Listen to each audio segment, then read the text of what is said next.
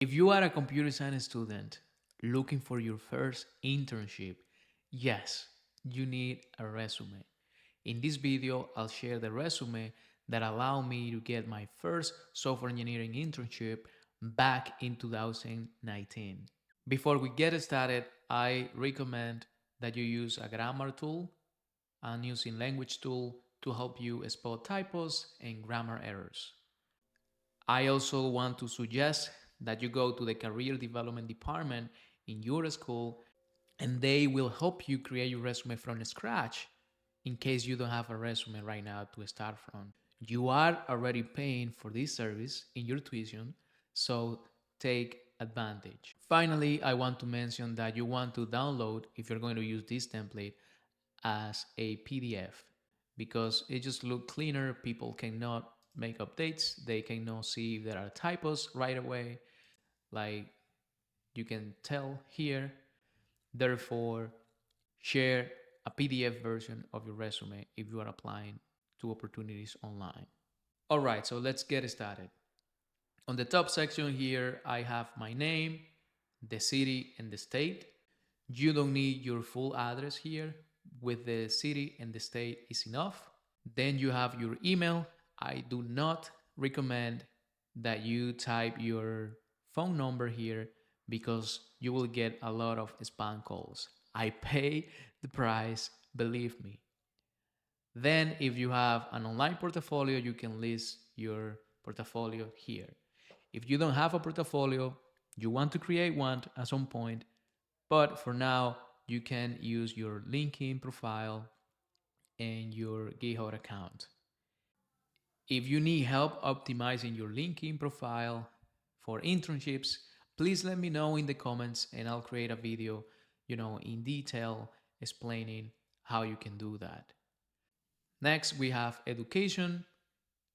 The first thing is the name of the institution that you are attending, the type of degree that you are pursuing, what you're majoring in, and if your GPA is above 3.5, include the GPA. If it is below 3.5, I don't think it's going to be beneficial, so don't list that out. Next, we have the location of the institution and when you are expecting to graduate. Next, we have related courses. Here you're going to list out all your computer science courses: Programming 1, Programming 2, Data Structures and Algorithms, Databases, Operating Systems, Introduction to Networks.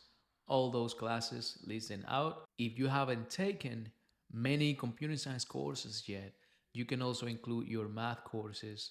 Next, we have certificates.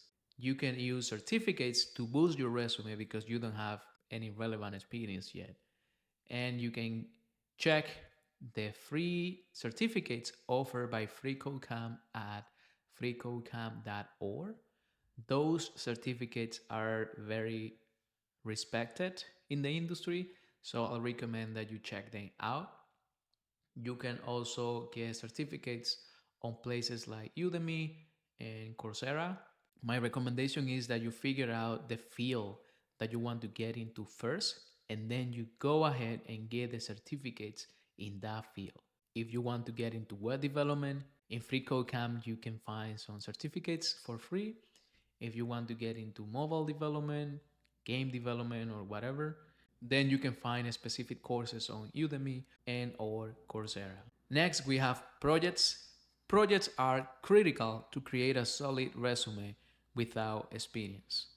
Projects are so important that people without a computer science degree are able to become software engineers and software developers because they have solid projects. If you don't have any projects right now, I recommend, again, as you did with the certificates, that you figure out the area that you want to get into, like say web development, and then just Google web development projects for beginners and follow project-based tutorials that at the end you can basically reference what they did to create your own version and then upload that project to GitHub and list it on your resume. Okay, so let's take a look at the first project.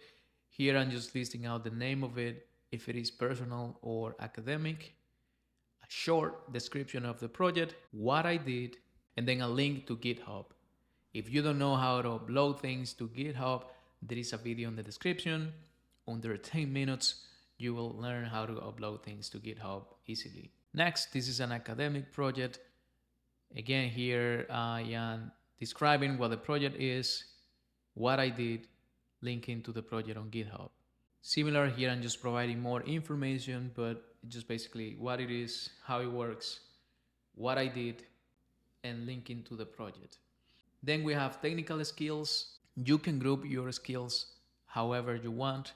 Here I'm just listing them out under programming languages. The programming languages that I knew at the time.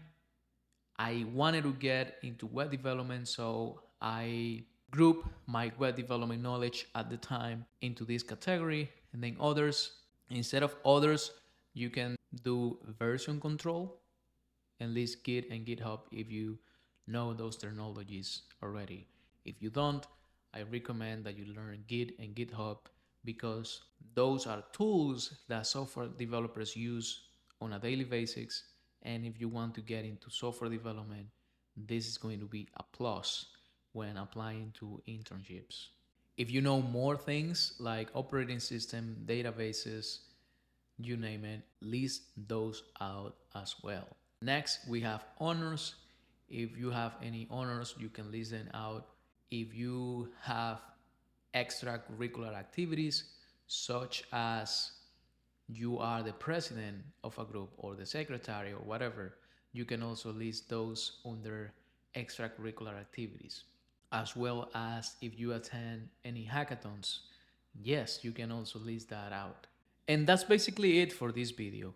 If you really want to get an internship, I recommend that you check the video in the description in which I describe how I was able to complete 3 paid software engineering internships and secure a full-time job before I graduated.